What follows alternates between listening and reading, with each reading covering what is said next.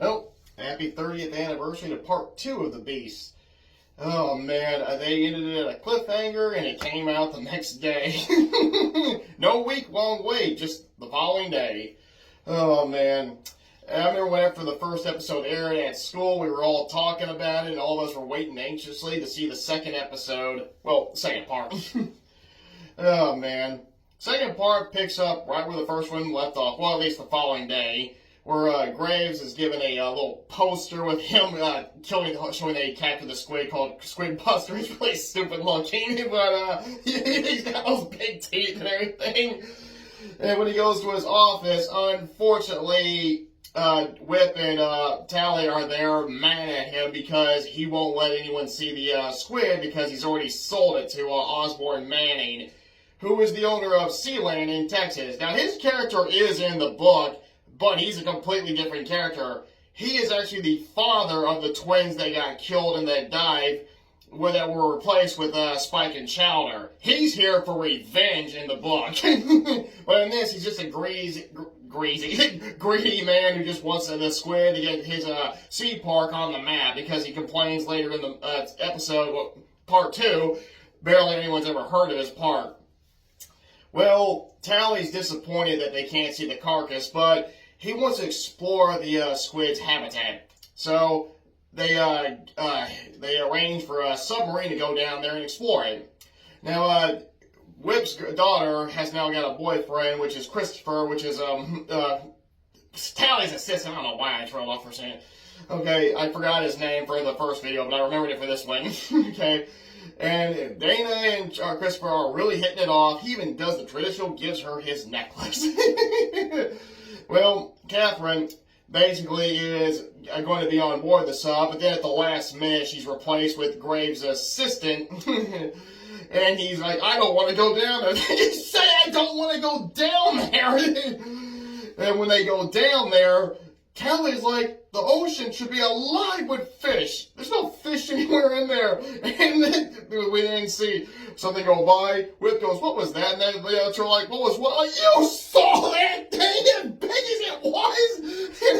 And he didn't know what he saw. Those two were staring at the model. They didn't see it. But when it comes back, they're like, oh no, Christopher, behind you. And then attacks the sub. It's the mother of the squid, bigger and badder than the baby. She takes the submarine down, and then Graves is having a party when Whip shows up and slams the VHSs of the recordings of what happened. He lets him know his assistant's dead, Christopher's dead, and the guy who was piloting the submarine is dead. Now, the issue with the submarine is in the book. When it first goes down there, they find the dead sperm whale. That's when they find it. But when they go down it again, they arm the submarine because the squid did bash it first. But when they arm it, well, the squid kind of disarms it, and it is a lot more suspenseful in the book. It grabs it and then opens the beak up, and it starts sliding the tongue on the window, and then bursts it and floods it. Yeah, but yeah, they did obviously take that scene and reuse it for what's later seen in the part 2 with Lucas, and I'll get to that later. Okay, excuse me. Just had to get a burp out. Okay. Graves is mad that the baby squid is just dead and not the big squid. So he blames Lucas for this, threatens to shut him down for trap fishing if he does not go back out there and kill the dang thing.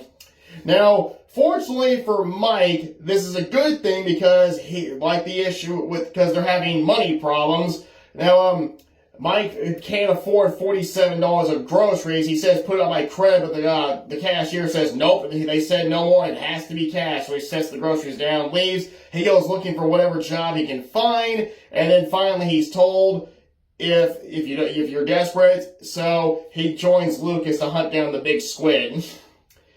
Well, Mike is not happy with working with him, but he'll do it if he needs to get the money he needs to help his family out.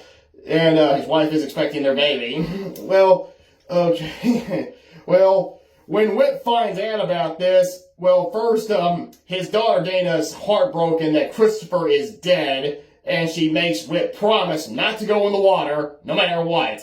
he breaks that promise as soon as he finds out Mike's going out there. He just runs. She even sees him. He's like, what are you doing? You promised me. He just drives right on out there. Little post boat. Well, when Mike and Lucas and this other guy, whose name is unfortunately escaping me, are out there throwing the fish in the water, it's pouring down rain, so they are like, we're drowning, Lucas. It's just a little rain. And they're like, get your butt on that wheel and get us back. But he's like, we're coming out first thing in the morning.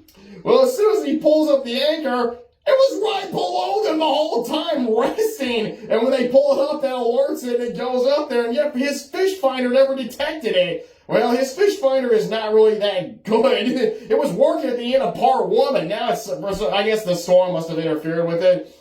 It goes up, it attacks the boat first, it uses the 2 whips to stop it, they rock a bit, and then one of them goes, the other guy whose name is escaping me goes, what is that smell? The whip gets him in the back, and this is when we finally get to see the part where the suction cup's claws start penetrating the skin when he has blood leaking out, and it launches into the water.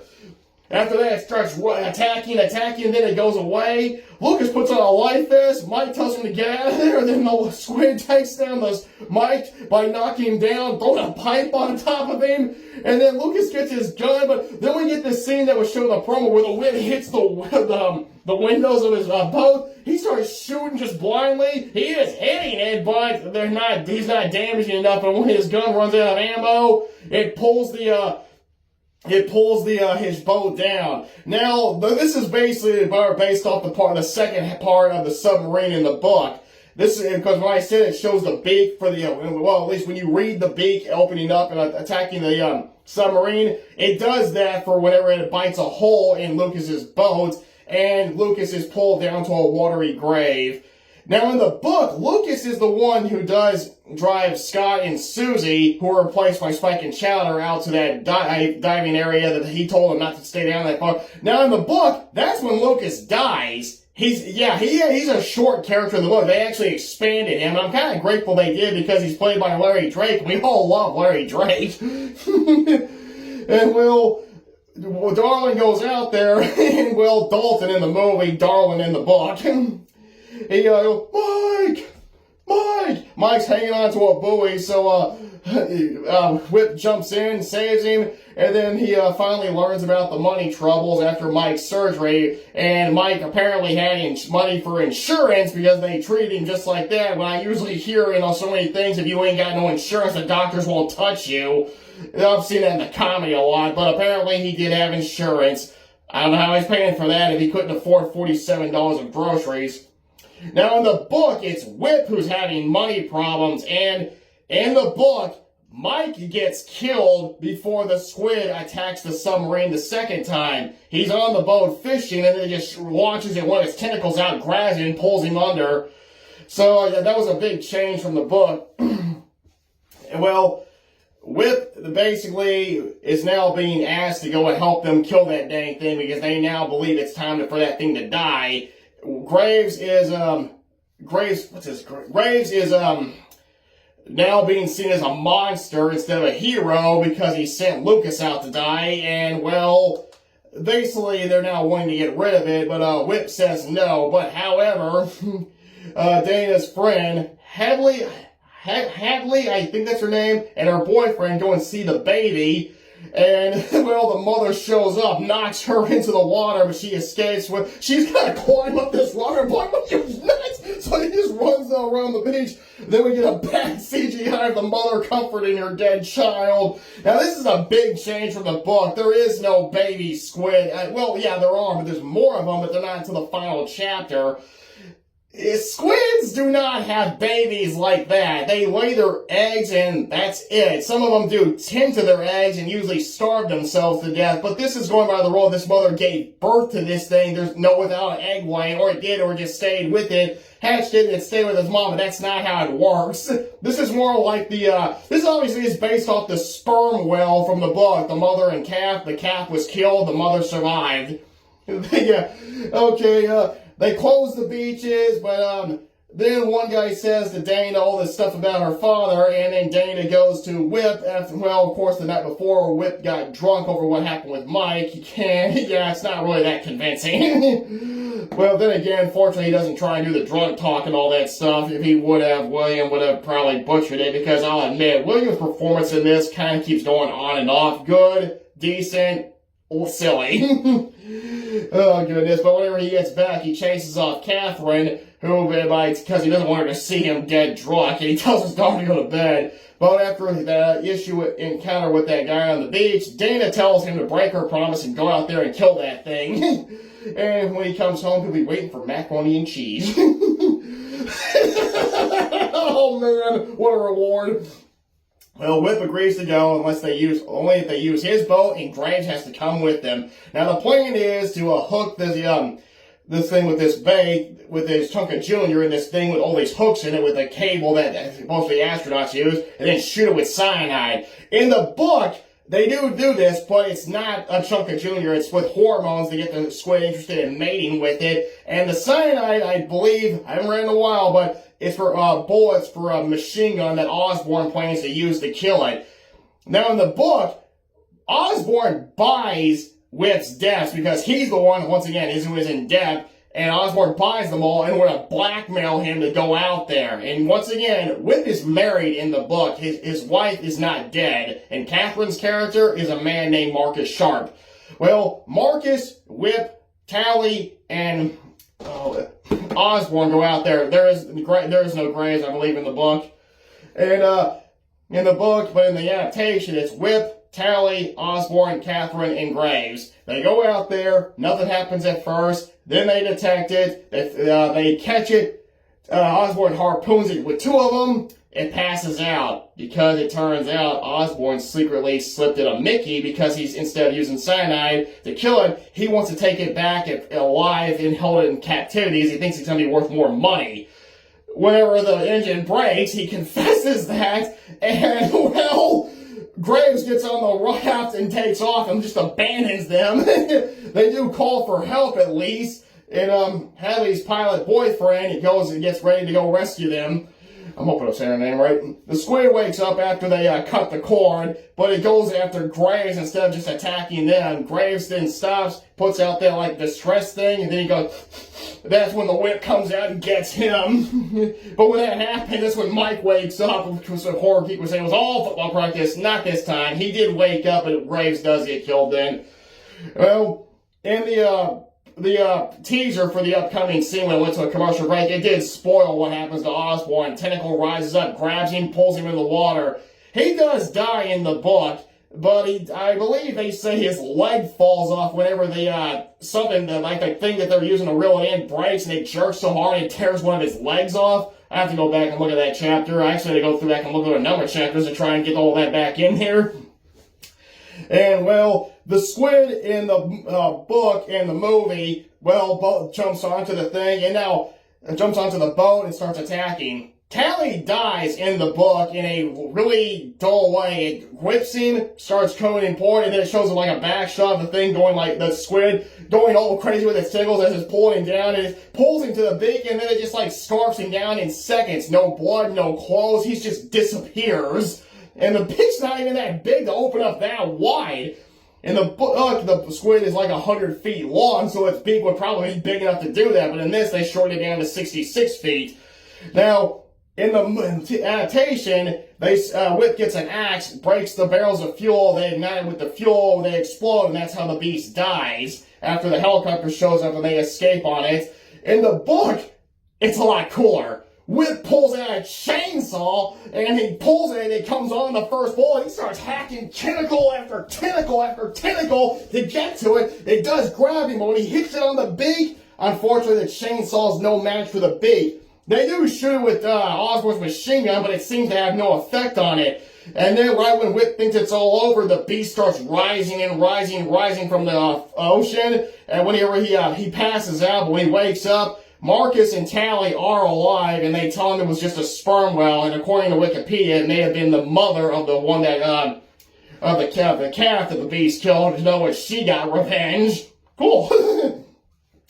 Now, the final chapter deals with the eggs they did lay, probably a lot earlier, hatching and now looking out for food and all that stuff. This one just ends with the helicopter dropping Whip and Catherine off to Dana and then flying off into the sunset, or just flying off over the ocean. Beast is fun. It's got its stupid moments, like Catherine's issue with, you wouldn't be saying this if I was a man. That could have been done a lot better, because in part one, when they're arguing in the helicopter, it's done in a lame way. Like, I think she could easily lower down to that rack and check it out. Instead, you're like, no, you can't do that, you die. I'm like, no, she won't. The second part is whenever she gets passed over for a man at that party, and it could have been done better because William Peterson is not doing a good job with doing supporting, because he's just saying his lines and trying to show a I care face in a poor way. She's doing a decent performance doing that, but he's doing it in a poor, so it kind of does hurt it. And when she gets passed over again for Graves' assistance in the submarine and goes and chews the guy out, they don't seem to be really all that care that all those three guys are dead, but she's still alive. This all could have been handled a lot better, but the biggest criticism I have is the issue with the baby squid. It just doesn't make any sense, because especially if you are aware that's not how squids have their babies. They just lay eggs, maybe some take care of them, and some just leave them there, and then that's it. So they don't give birth to giant eggs, just and what hatch, and then they take care of their young. If they do, well, what species of squid does that? And the acting in it is good. Larry Drake is the best actor. Of course he is. Charles Martin Smith, I believe, is the runner-up. But still, it's fun. It's got good memories with it. This was actually the big event before my final year in my final year at the middle school that I went to. I went, elementary and middle school. I was there from 3rd grade to 8th grade. After that, they said 8th grade's our limit. We don't do high school. So that's when I had to find another place to go to school to. So that's why this is so notable to me. I always think back to my final year at that place. This was a big event that was coming up before I left, and that's one of the main reasons why I love it so much. Great great TV miniseries. Great book it's based on. I actually would be interested in a remake for a theatrical release, but I don't know if that's going to happen. Because I actually do like the book Beast better than the movie Jaws, and Jaws is my all-time favorite book. Well, for all of you who made it, happy 30th anniversary to your TV miniseries. Peter Benchley, rest in peace. And I'll see you guys on May 1st when I do Friday the 13th, Part 2's 45th anniversary. If you watch my videos, that is.